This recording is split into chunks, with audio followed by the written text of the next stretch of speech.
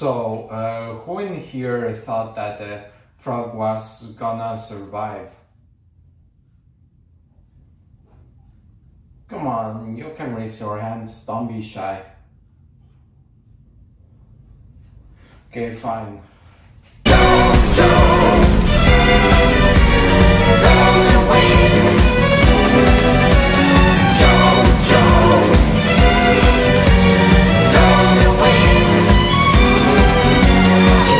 Hello, my fellow gangsters.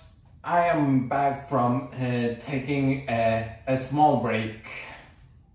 Was on vacation, small vacation. But well, so episode 27 I gotta talk about before episode 28 comes out. Mission failed. We'll get them next time.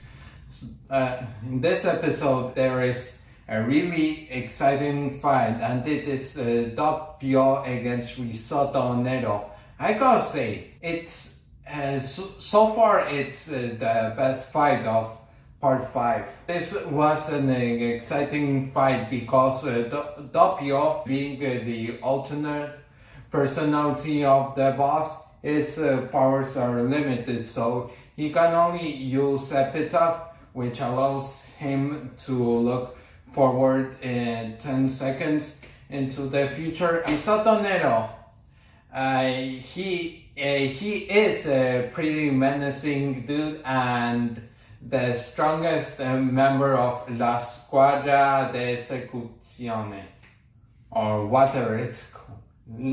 Let's just call it La Squadra.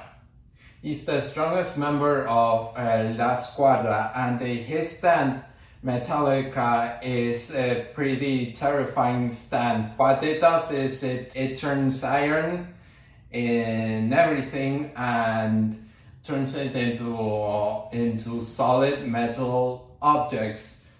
Thus, if he does that to a person's blood and turns them into metal things, he would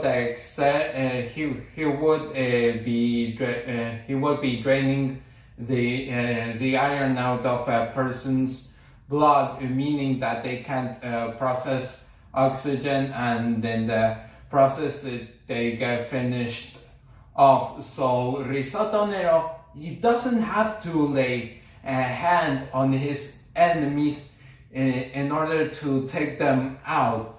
That is very terrifying. He doesn't have to get his hands dirty, basically. And Doppio, he doesn't have the full powers of King Crimson. He only has epitaph, but the boss offers him assistance by offering him to erase the time if something goes wrong. But Doppio, he is so confident, and he doesn't want the boss to get found out by Risotto, because the boss, he only wants to come out in order to finish off with Risotto. All otherwise, his identity will be found out, even if there is a 1% chance that Risotto isn't finished off and escapes. He might not. He will know the boss's identity, and everything that he's worked so hard for. Him and Doppio will be for nothing. So Doppio is doing his best so that the boss's identity remains protected. And this was an interesting fight, because Risotto, he used power where he basically infused himself with iron and could turn invisible, just like a chameleon. And Doppio, with his powers of precognition, 10 seconds into the future, that makes it for an interesting fight. And obviously in that case, Doppio is underpowered by Risotto, but he is somehow makes it work towards his favor, in where he can predict what's going to happen next, and he uses his wits to figure out where Risotto is. I gotta say that I didn't expect that this level of confidence coming from somebody so innocent as Doppio. We saw him in the last episode weep at the presence of Risotto Nero because he is a terrifying person. But now with the boss's identity on the line, Risotto is now confident that he can finish the job and he can finish La Squadra off. I guess both Doppio and Risotto are overwhelmed. Risotto is overwhelmed with joy because he finally gets to finish the job that his team was set out to do but couldn't accomplish. That's what you get when you mess with Giorno and his posse. And that is a pretty dangerous thing for Risotto, to get overwhelmed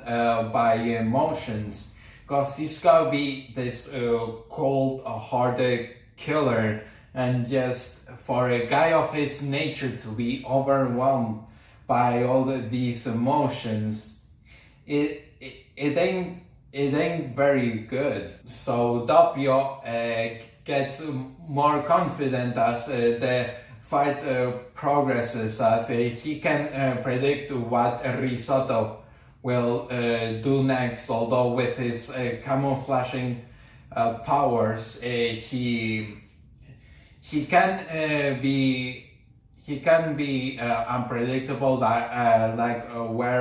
Doppio can't exactly tell where his attacks are coming from, but he figures it out.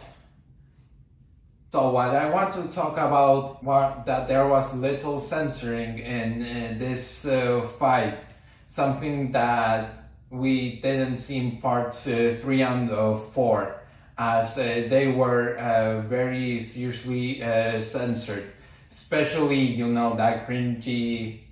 that cringy scene in the Derby arc where Jotaro lights up a cigarette, and cigarette is censored but smoke is still coming out of it. Like, what are the kids gonna think? Because the kids are smart. Oh, that the smoke coming out is just a lollipop, and smoke is coming out because Jotaro is licking it very fast.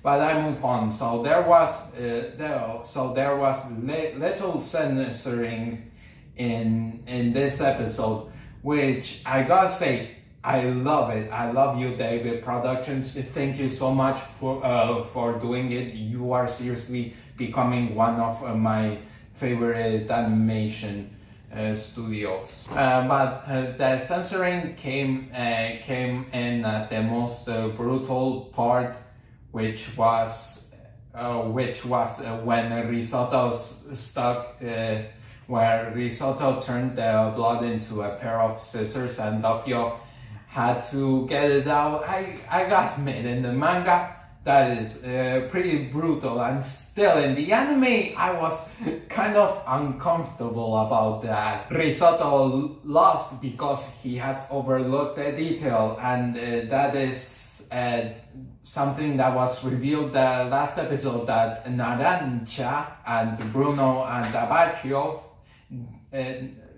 they were already on the island, and with Risotto Nero's heavy breathing, as well as some trick he pulled off with the knives, which then came to Bruno and the bodies. Narancia was able to detect Risotto Nero pretty easily, and finishing him off, which which you gotta say that is really stupid. He was about to finish Tokyo slash the boss, so he would have done the job for you. Yeah, but Narancia, he did nothing wrong. If you wanna discuss it in the comments, that is fine. Although eventually you'll see that Narancia did nothing wrong, as he was oblivious to the whole thing. But well, so what did you guys think? Did you like this episode? Did you know? What did you think about the fight? And where would you rank it among all the JoJo fights? For me, it's definitely top 10, maybe top 5, but I don't know.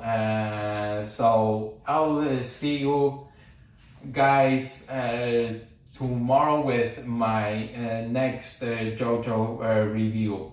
Now, you take care, okay? Bye. Metallica does look like something that came out of from Cells at Work.